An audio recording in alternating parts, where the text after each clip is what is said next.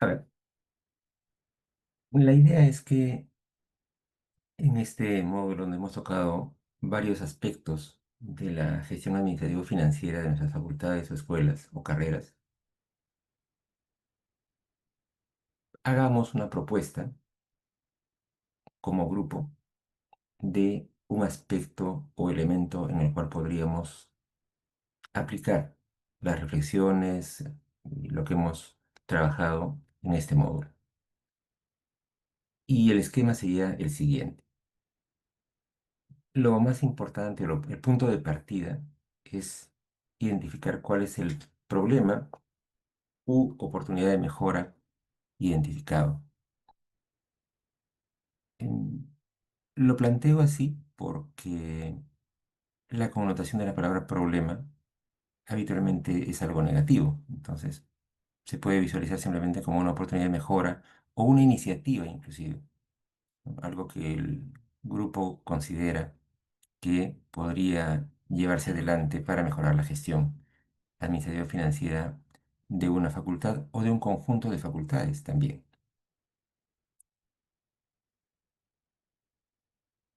Una vez que se ha identificado esto, cualquiera que sea, obviamente del área administrativo-financiera, pero finalmente de la gestión de la facultad, porque entendemos que las áreas administrativo-financieras brindan soporte, pero la finalidad de las facultades es uno, ¿no? Y entonces es la que prima. Entonces, si para ello se identifica un problema en la gestión o en el avance de la facultad o de la carrera hacia su crecimiento y el cumplimiento de su misión, entonces la pregunta sería eso desde el punto de vista administrativo financiero, ¿cómo podemos apalancar o apuntalar? Y para eso, entonces, una vez identificado el problema u oportunidad de mejora, lo segundo es un análisis de causas o determinantes. ¿Por qué? ¿De dónde viene? ¿Por qué se ha presentado este problema? Cualquiera que sea, el que hayan identificado, ¿no? Por ejemplo, alguien podría decir, bueno, en la facultad estamos, o en las facultades, que el tema que quisiéramos analizar tiene que ver con deserción estudiantil, por ejemplo, que es un tema que suele ser fuente de preocupación, sobre todo en universidades privadas. En las públicas la tasa de deserción es muy bajo, entonces no suele ser identificado como un problema, pero pueden haber otros que se identifiquen, ¿no? Por ejemplo, a ver, de los temas que hemos tocado ya en los módulos, muchas facultades públicas enfrentan un problema de envejecimiento de su plana docente y cómo enfrentar ese problema. Entonces, ese podría ser. Eh, y así, en fin, cada facultad o cada grupo, perdón, identificará qué es lo que considera un problema prioritario y que merite ser trabajado para este módulo. Y entonces analizar sus causas, ¿no? Supongamos en el caso de deserción estudiantil, podría tener que ver con problemas económicos, que suele ser también una causa, pero no la única. En muchas facultades, por ejemplo, o carreras, eh, consideran que hay un problema básico de rendimiento. Es decir, lo que lleva a que la familia considere que no es ya una buena inversión o un buen esfuerzo el enviar a su hijo o hija a la facultad, mm, em, se basa no solamente en la parte económica pura de la familia, que obviamente es un factor importante, sino también en que el alumno o alumna no rinden y entonces ahí es que empieza el problema crítico de justificar costo-beneficio de la inversión en el mediano plazo. En el caso de los docentes, podría ser o tener que ver el tema de, bueno, la normatividad que nos rige, pero también qué tanto hay un plan de renovación docente que permita ir, digamos, proponiendo en mediano y largo plazo cuál va a ser el ritmo de renovación de la plana docente y hacia dónde va a ir, que son temas que vimos en la sesión anterior, de la semana pasada. En todo caso, sea cual sea, habría que hacer un análisis de causas o determinantes de la situación que se está identificando con la mayor precisión posible en el sentido de tener algún tipo de evidencia o respaldo o cuantificación. ¿No? Por ejemplo, cuál es el porcentaje de alumnos o el porcentaje de docentes o la edad promedio de los docentes, en fin, cosas de ese tipo que vayan más allá de solamente la mención a cuáles se considera que son las principales causas. Si no tenemos una cifra, digamos, eh, basada en datos reales actuales, podemos emplear la más cercana, ¿no? Quizá una cifra ya un poco desactualizada, pero válida en el sentido en que a lo que se aprecia no habría cambiado significativamente la situación que se analiza. Entonces, pero en lo posible tratar de tener una idea que nos permita ponderar adecuadamente de entre las diferentes causas cuáles son las más importantes y que efectivamente ameritan ser abordadas. A partir de ello, ya un análisis o una propuesta de cuál sería el objetivo o los objetivos a alcanzar con la propuesta. En esta primera parte, seguramente muchos de ustedes tienen formación o experiencia en gestión de proyectos. Entonces pueden usar sus herramientas habituales. Pueden hacer un árbol de problemas, un diagrama causal, un análisis de Pareto o de Ishikawa. Siéntanse totalmente libres. Prefiero no poner ítems a ese respecto para no, más bien, para que no se sientan presionados a hacerlo empleando determinado modelo, ¿no? Empleen el modelo con el cual se sientan más cómodos. Plantean su objetivo y a partir de ahí sí una identificación importante que es el equipo impulsor. ¿Quién llevaría a cabo esta iniciativa? ¿Quién se responsabilizaría? Esto es fundamental en cualquier tipo de proyecto de mejora o de proyecto de intervención o de plan de intervención. Las intervenciones no suceden, digamos así, en el éter, suceden en un lugar concreto y entonces hay personas concretas que serían las que lo llevarían a cabo. Eviten, por favor, la tentación de poner que el equipo impulsor es, o el responsable es el decano, o el director de la escuela o de la carrera, porque obviamente él o ella son los responsables, pero para propuestas específicas alguien tiene que ser, o un grupo, un equipo, es el equipo, por supuesto, hay equipo impulsor o equipo responsable, si quieren así. El punto quinto me parece sumamente importante y es en el cual deberían estar basados en evidencias. EMBE significa Educación Médica Basada en Evidencias. Y la cuestión allí es responderse más o menos la siguiente pregunta.